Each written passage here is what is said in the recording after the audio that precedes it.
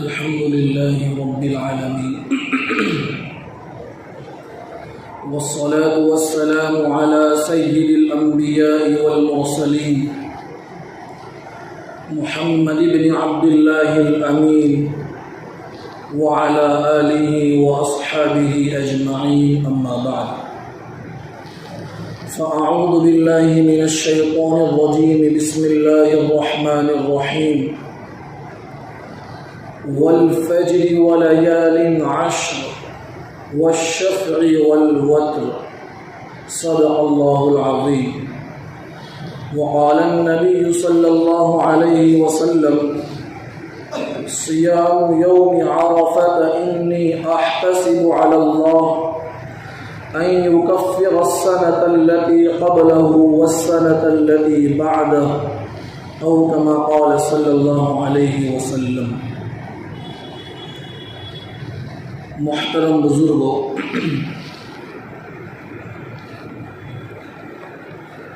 جب اللہ تعالی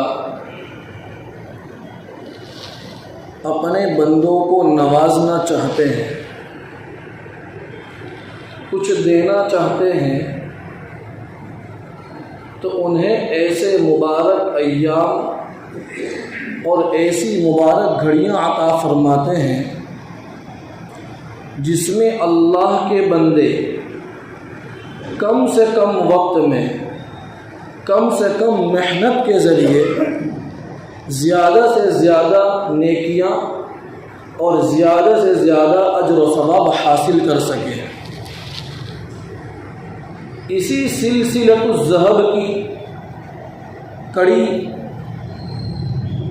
یہ ماہ ذی الحجہ کے پہلے 10 دن ہیں. ذی الحجہ کا مہینہ عن قریب شروع ہونے والا ہے. اللہ رب العزت کے یہاں اس مہینے کی بڑی اہمیت ہے، خصوصاً پہلے 10 دنوں کی. عشرہ ذی الحجہ کی اہمیت کا اندازہ اس سے لگایا جا سکتا ہے کہ روایتوں میں آتا ہے: افضل ایام الدنیا ایام العشر،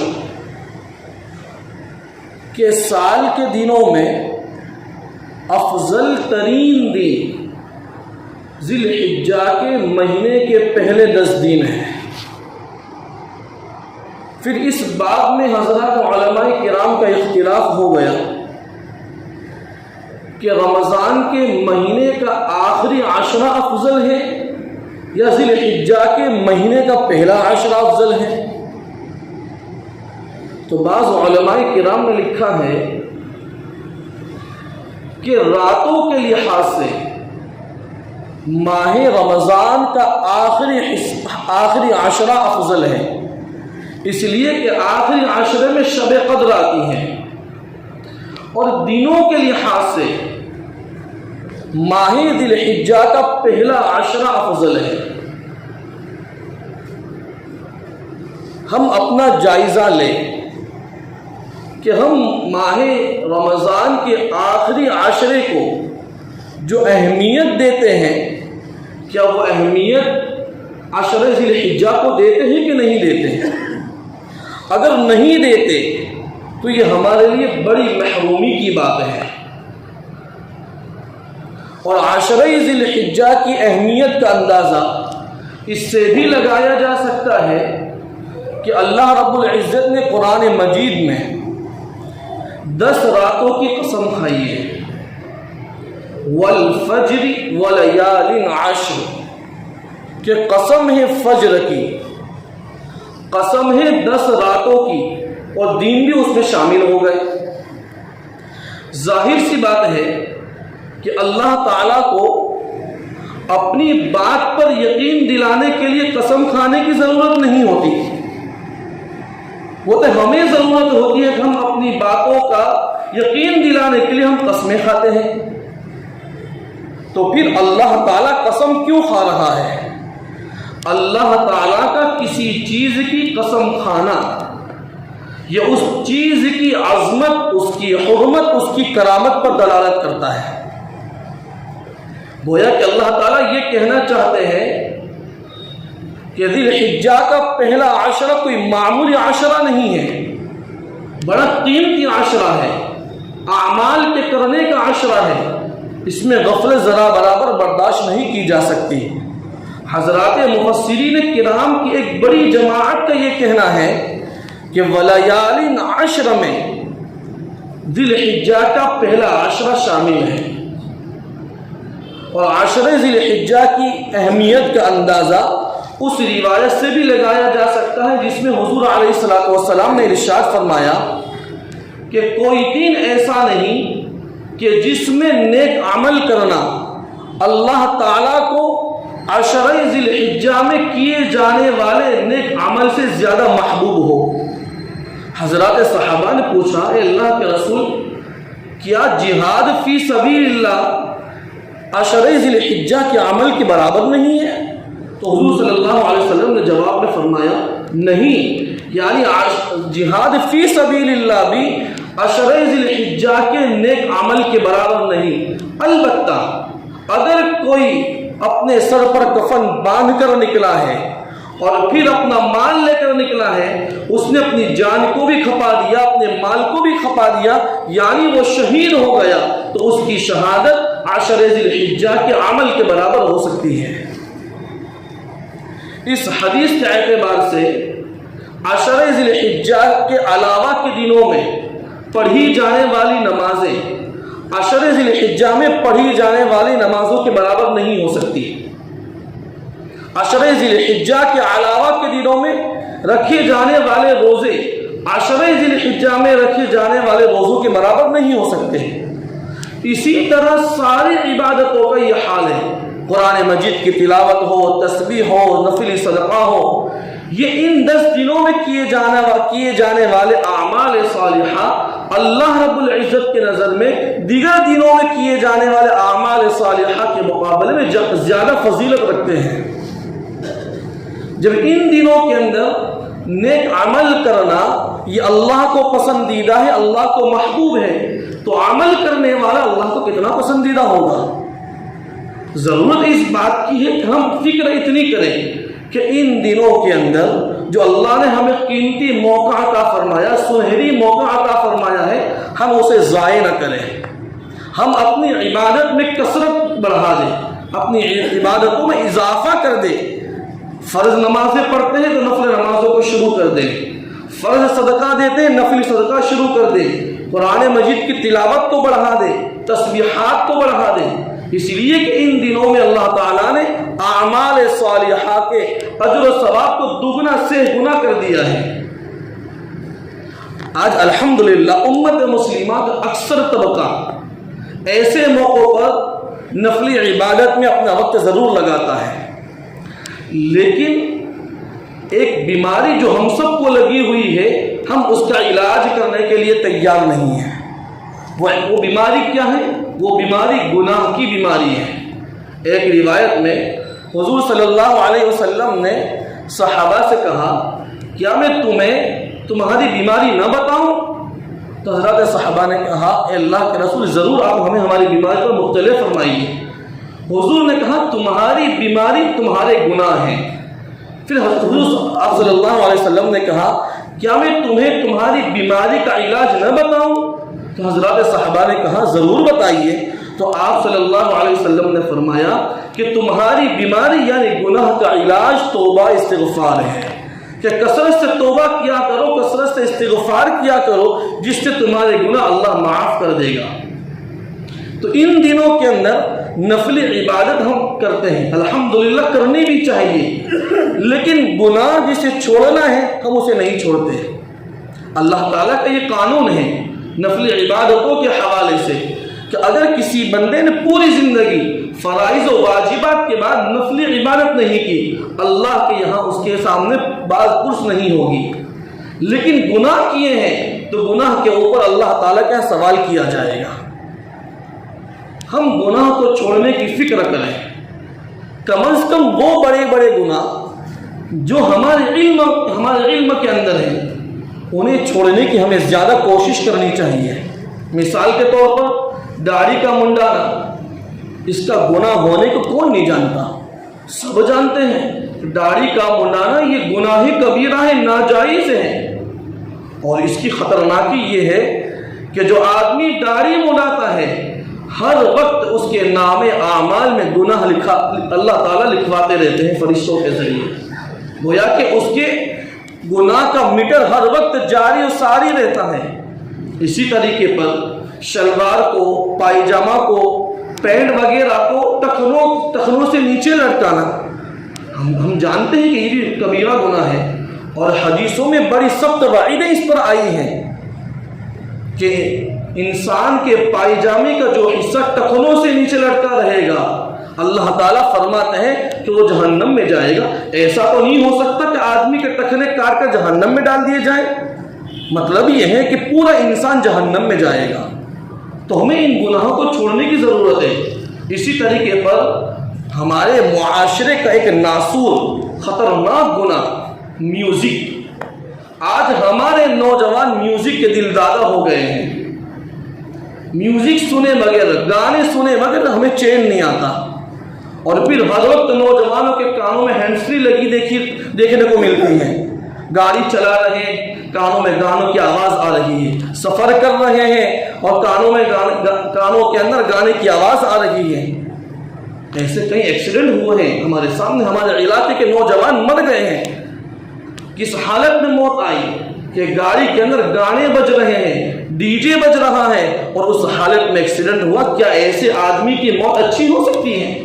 کہ اللہ کو راضی کرنے والے کی موت ہے یہ گانا بجانا یہ انسان کے دلوں میں نفاق کو پیدا کرتا ہے، ایمان کے جانے کا خطرہ ہے۔ یہ ایسے گناہ ہیں، بعض گناہ تو ہمارے معاشرے میں اتنے عام ہو گئے ہیں کہ ان گناہ کے کرنے کے وقت ہمیں اس کی حرمت کا احساس بھی نہیں ہوتا، جیسا کہ غیبت کتنا ہلکا گناہ ہو گیا ہے۔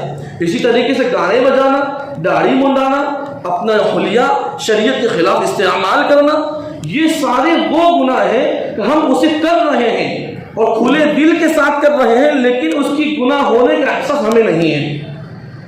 یہ تو اللہ تعالیٰ کے یہاں سے ہلاکت کا باعث ہو سکتا ہے۔ عمومی طور پر اللہ کے عذاب کے آنے کا اندیشہ ہے کہ اللہ کا عذاب آ سکتا ہے جب کوئی گناہ اتنا عام ہو جائے کسی معاشرے کے اندر۔ تو ایسے متبرک پاکیزہ دنوں کے اندر ہمیں گناہ کو چھوڑنے کی بہت زیادہ ضرورت ہے۔ احادیث کی روشنی کے اندر عشر ذی الحجہ میں کچھ کام کرنے کی ترغیب دی گئی ہے۔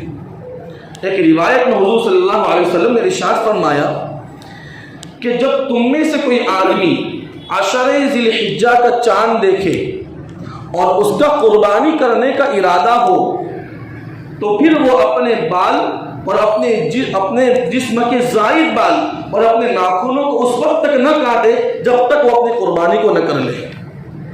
یہ حکم فرض اور واجب نہیں ہے، لیکن اس کی حقیقت سے انکار بھی نہیں کیا جا سکتا۔ یہ ہمیں حکم کیوں دیا گیا؟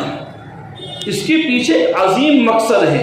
اس عظیم مقصد کے تحت ہمیں یہ حکم دیا گیا ہے کہ انہی دنوں کے اندر اللہ تعالیٰ کے گھر جن لوگوں کو اللہ تعالیٰ نے حج کی سعادت عطا فرمائی ہے، عاشقان خدا کشا خانہ کعبہ کی طرف پہنچ رہے ہیں، اور جب وہ یہ بندے اللہ کے خاص جب وہ احرام پہن لیتے ہیں تو اللہ تعالیٰ کی طرف سے کچھ پابندیاں ان پر آ جاتی ہیں کہ مرد سلا ہوا لباس نہیں پہن سکتا، عورت سلا ہوا لباس پہنے گی، اور حجاج کرام خوشبو کھا نہیں سکتے، خوشبو لگا نہیں سکتے، خوشبو سونگھ نہیں سکتے، کسی کا شکار کر نہیں سکتے، شکار کی طرف رہنمائی نہیں کر سکتے۔ اسی طرح کئی پابندیاں آتی ہیں، اس میں ایک پابندی یہ بھی ہے کہ اپنے جسم سے ناخن نہیں کاٹ سکتے، اپنے جسم کے زائد بالوں کو نہیں کاٹ سکتے۔ یہ پابندیاں اللہ تعالیٰ کی طرف سے اس لیے ہے کہ حج ایک عاشقانہ عبادت ہے کہ اللہ تعالیٰ کو حاجی ایسا پسند ہے کہ جس کی حالت ایسی ہو کہ پراگندہ بال، کہ وہ اپنے معشوق کے عشق میں اس کے دربار کی، اس کے گھر کی گلیوں میں ٹھوکریں کھاتا پھرے۔ اللہ تعالیٰ کو ایسا حاجی پسند ہے، اس لیے یہ حکم ہے کہ اپنے جسم سے میل کو دور نہ کرے۔ تو جن لوگوں کو اللہ تعالیٰ نے یہ سعادت عطا فرمائی، یہ ان کے لیے حکم ہے لیکن اللہ کا فضل یہ ہے کہ جن لوگوں کو حج کی سعادت نہیں ملی ہے ان سے یہ کہا جا رہا ہے تم اپنے مقام پر رہتے ہوئے، اپنے وطن میں رہتے ہوئے کم از کم حاجیوں کی مشابہت اختیار کر لو، ان کی صورت اختیار کر لو۔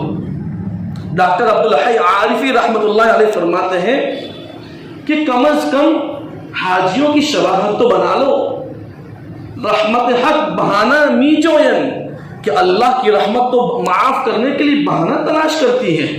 اور پھر ڈاکٹر عبدالحی عارفی رحمۃ اللہ علیہ خواجہ عزیز الحسن مجذوب رحمۃ اللہ علیہ کا شعر پڑھا کرتے تھے، تیرے محبوب کی یا رب شباہت لے کر آیا ہوں، تیرے محبوب کی یا رب شباہت لے کر آیا ہوں، حقیقت اس کو تو کر دے میں صورت لے کر آیا ہوں، کہ میں نے حاجیوں کی صورت بنا لی ہے، تو جو رحمت جو اپنے انوارات ان پر برسائے گا اس کے کچھ چھینٹے ہم پر بھی ڈال دے، ہماری بھی تو مغفرت کر دے۔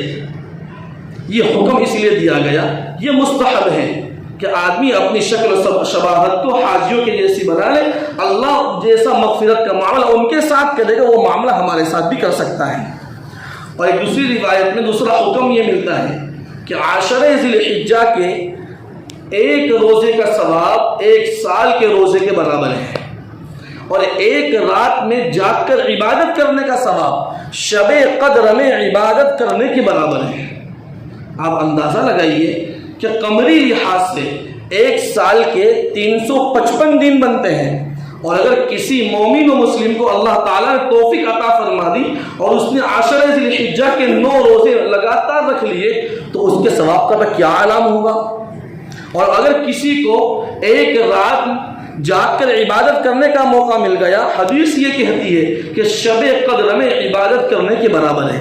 آپ جانتے ہیں کہ شب قدر یہ 1000 مہینوں سے بہتر ہے، قرآن کہتا ہے، اور شب قدر رمضان کے آخری عشرے کی تاک راتوں میں ہوتی ہے، اور وہ بھی گھومتی پھرتی رہتی ہے، اور انسان کو تلاش کرنا پڑتا، مسلسل لگے رہنا پڑتا عبادتوں کے اندر۔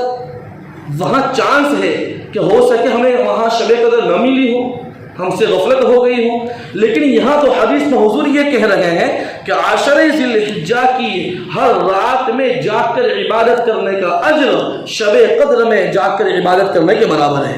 اگر کسی کو 10 راتیں جاگ کر عبادت کرنے کا موقع مل گیا اس کی تو بارے نیارے ہو گئے۔ تو حدیث سے یہ حکم ثابت ہوتا ہے کہ ان دنوں میں ایک دن کا روزہ 1000 سال کے برابر ہے، اور ایک رات میں جاگ کر عبادت کرنے کا اجر شب قدر میں عبادت کرنے کے برابر ہے۔ پھر تیسرا حکم یہ ہے ان دنوں کے اندر کہ تکبیر تشریق کو کہتے رہنا ہے۔ فقہاء نے مسئلہ لکھا ہے کہ 9 ذی الحجہ کی فجر کی نماز سے لے کر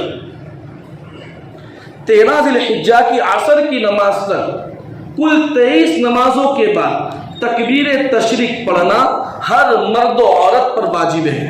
تکبیر تشریق کیا ہے؟ اللہ اکبر لا الہ الا اللہ اللہ اکبر وللہ الحمد، یہ تکبیر تشریق ہے، اور یہ ایک مرتبہ فرض نماز کے بعد پڑھنا واجب ہے، چاہے مرد ہو یا عورت ہو، چاہے امام ہو یا مقتدی ہو، چاہے سفر میں ہو یا حضر میں ہو، ہر حالت میں یہ وجوب ہماری طرف متوجہ ہو رہا ہے، اور یہ ایسا واجب ہے اس کی کوئی قضا نہیں ہے۔ اگر ان دنوں میں کسی کی نماز قضا ہو گئی اور اس نے انہی دنوں میں قضا بھی نہیں کی، بعد کے دنوں میں قضا کر رہا ہے، تو شریعت یہ کہتی ہے کہ اس واجب کی کوئی تلافی نہیں سوائے توبہ استغفار کرتا رہا کرے۔ اور عموماً عورتیں اس پر عمل نہیں کرتی ہیں کیونکہ وہ بھول جاتی ہیں، اور مسجد میں ایک طرح کا ماحول بنا ہوا ہوتا ہے تو ہمارا اس واجب پر عمل تو ہو جاتا ہے۔ تو ہمارا مشورہ یہ ہے کہ عورت جس جائے نماز پر، جس مصلی پر نماز پڑھتی ہے، اس کے آگے یہ تکبیر تشریق ایک کاغذ پر لکھ کر چسپا کر دیں، یا جس کمرے میں نماز پڑھ رہی ہے قبلے کی جانب اس کاغذ کو چسپا کر دیں، تاکہ جیسے سلام پھیرے گی اس کی نظر پڑے گی وہ اس واجب کو ادا کرنے والی بن جائے گی۔ اور اسی طریقے پر حدیث میں یہ حکم بھی ملتا ہے کہ ان دنوں میں کہ آپ صلی اللہ علیہ وسلم نے ارشاد فرمایا کہ اللہ تعالیٰ کے نزدیک عشرہ ذی الحجہ سے زیادہ کوئی دن عظمت والا نہیں، اور ان دنوں میں کیے جانے والے نیک اعمال سے زیادہ کوئی عمل مقبول نہیں۔ تو حدیث میں حضور صلی اللہ علیہ وسلم نے ارشاد فرمایا فَأَكْثِرُوا فِيهِنَّ التَّكْبِيرَ وَالتَّسْبِيحَ وَالتَّهْلِيلَ، لہذا تم ان دنوں کے اندر اللہ کی پاکی بیان کرو، اللہ کی حمد بیان کرو، اللہ کی تعریف بیان کرو، اللہ کی تحلیل بیان کرو، یعنی سبحان اللہ کہو، الحمدللہ کہو، اللہ اکبر کہو، لا الہ الا اللہ کہو۔ علماء کرام نے لکھا ہے کہ اللہ تعالیٰ کی حمد و ثنا پر جتنے کلمات مشتمل ہیں، ان تمام کلمات میں یہ 4 کلمے ان تمام کے سردار ہیں، سبحان اللہ والحمدللہ ولا الہ الا اللہ واللہ اکبر۔ جو آدمی ان کلمات کا ورد کرتا رہے گا اللہ تعالیٰ اسے بھی سردار بنا دیں گے۔ ایک روایت میں حضور صلی اللہ علیہ وسلم نے صحابہ سے سوال کیا، کیا تم میں سے کوئی آدمی ایسا ہے جو احد پہاڑ کے برابر کوئی عمل کر کر آئے؟ جو کہ یہ احد پہاڑ مدینہ کے پہاڑوں میں سب سے بڑا پہاڑ ہے اور فضیلت والا پہاڑ ہے۔ تو صحابہ نے کہا اللہ کے رسول، ہم میں سے کوئی آدمی اس کی طاقت نہیں رکھتا، اس کی سکت نہیں رکھتا کہ احد پہاڑ کے برابر کوئی نیک عمل کر لے۔ تو حضور صلی اللہ علیہ وسلم نے بتایا کہ تم سبحان اللہ کہو، یہ اس کا ثواب احد پہاڑ سے زیادہ ہے، الحمدللہ کہو، اس کا ثواب احد پہاڑ سے زیادہ ہے، اللہ اکبر کہو، اس کا ثواب احد پہاڑ سے زیادہ ہے۔ تو ان دنوں کے اندر اللہ کی بڑائی، اللہ کی تحلیل، اللہ کی تسبیح بیان کرتے رہنا ہے۔ اور پھر ان 10 دنوں کے اندر ایک خصوصی طور پر عرفہ کا دن ہے، اس کے لیے مستقل فضیلت آئی حدیث شریف میں۔ حضور صلی اللہ علیہ وسلم نے ارشاد فرمایا صیام یوم عرفۃ انی احتسب علی اللہ ان یکفر السنۃ التي قبل والسنۃ التي بعد۔ حضور ارشاد فرماتے ہیں کہ عرفہ یعنی 9 ذی الحجہ کے روزے کے بارے میں اللہ تعالیٰ سے ثواب کی امید رکھتا ہوں کہ اللہ تعالیٰ عرفہ کے دن روزے رکھنے والے کے ایک سال پہلے کے گناہ بھی معاف کر دے گا، اور 1 سال آئندہ جو آنے والا ہے اس کے بھی گناہ معاف کر دے گا۔ گویا کہ ٹوٹل 2 سال کے اللہ تعالیٰ گناہ معاف کریں گے۔ یہاں یہ بات سمجھنا ضروری ہے کہ جن روایتوں میں، جن احادیث میں جو اعمال بتائے گئے، ان عمل کے کرنے سے اللہ گناہ معاف کرتے ہیں، اس سے مراد چھوٹے چھوٹے گناہ ہیں، صغیرہ گناہ، بڑے گناہ بغیر توبہ کے معاف نہیں ہو سکتے۔ تو یہاں اس حدیث کے تحت بعض علماء کرام نے لکھا ہے کہ جو آدمی 9 ذی الحجہ کا روزہ رکھ لے، گویا کہ اس کو 1 سال آگے، اگلے 1 سال کی زندگی کی ضمانت مل گئی، 1 سال کا ویزا مل گیا، اس لیے کہ جب زندہ رہے گا تو گناہ کرے گا تو معافی ملے گی۔ گویا کہ 1 سال زندہ رہنے کا موقع مل گیا۔ بعض علماء کرام نے یہ لکھا ہے کہ مان لو کہ اگر اس کا اسی سال انتقال ہو گیا تو اللہ تعالیٰ اس کی مغفرت پر موت کریں گے، اور اگر جی گیا تو مغفرت کے اوپر اس کی زندگی گزرے گی۔ اور پھر 10 ذی الحجہ کو جو عید الاضحیٰ کا دن ہے، اس دن کے سلسلے میں سب سے بڑی عبادت قربانی کی عبادت ہے، کہ اس دن اللہ تعالیٰ کے یہاں قربانی کے علاوہ کوئی عبادت کا اجر و ثواب اتنا زیادہ نہیں ہے۔ حضرات صحابہ نے حضور سے پوچھا ما هذه الاضاحی، اے اللہ کے رسول قربانی کیا چیز ہے؟ حضور نے ارشاد فرمایا سنت ابیکم ابراہیم، یہ تمہارے جد امجد حضرت ابراہیم خلیل اللہ علیہ السلام کا طریقہ ہے، ان کی سنت ہے۔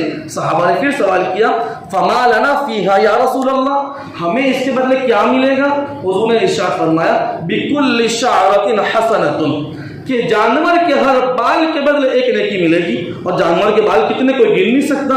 پھر صحابہ نے پوچھا کہ بعض جانور تو ایسے ہوتے ہیں جن کے جسموں کے اوپر اون ہوتی ہے، بال نہیں ہوتے، ان کے بدلے ہمیں کیا ملے گا؟ حضور نے کہا ہر اون میں جتنے بال ہیں اس بال کے بدلے اللہ اجر عطا فرمائے گا۔ بعض روایتوں میں یہ آیا ہے کہ قربانی کے جانور کا خون زمین پر گرنے سے پہلے اللہ تعالیٰ قربانی کرنے والے کی مغفرت کر دیتے ہیں۔ تو حضرات علماء کرام نے لکھا کہ اس دن میں جتنی زیادہ ہو سکے ہم قربانی کریں، کیونکہ ان دنوں کے اندر اللہ تعالیٰ کا یہی عمل مقبول اور پسندیدہ ہے۔ یہ جانور کا خون بہانا، یہ 2 موقع کے اوپر عبادت ہے شریعت کے اندر، یہ مسئلہ سمجھنے کی ضرورت ہے۔ ایک تو قربانی کے دن جانور کا خون بہانا عبادت، نمبر 2 بچہ پیدا ہو 7ویں دن عقیقہ کرے تو اس دن جانور کا خون بہانا عبادت۔ ان 2 موقع کو چھوڑ کر ہمارے معاشرے کے اندر ایک بیماری ہے، اچھے خاصے لوگ اس سے مبتلا ہیں۔ وہ بیماری یہ ہے کہ جب گھر میں کوئی بیمار ہوتا ہے، مسلسل بیمار رہتا ہے، ہم یہ کہتے ہیں کہ بھائی کوئی بڑا صدقہ دو، صدقے میں جانور دو کہ جان کے بدلے جان، کہ جان بیمار ہے تو اس کے بدلے کسی جان کو ہلاک کیا جاوے تاکہ بیماری دور ہو۔ علماء کرام نے لکھا ہے، مفتیان اعظام نے لکھا ہے، یہ بدعت ہے۔ اس عقیدے کے ساتھ جانور کو ذبح کرنا اور اس کا گوشت غریبوں کو تقسیم کرنا یہ بدعت ہے۔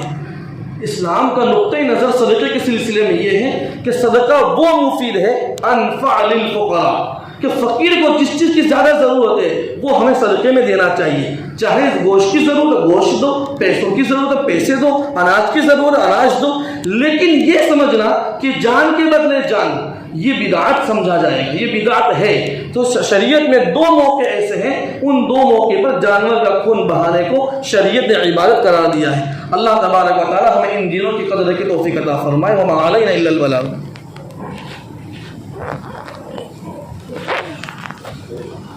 پانی بھی اللہ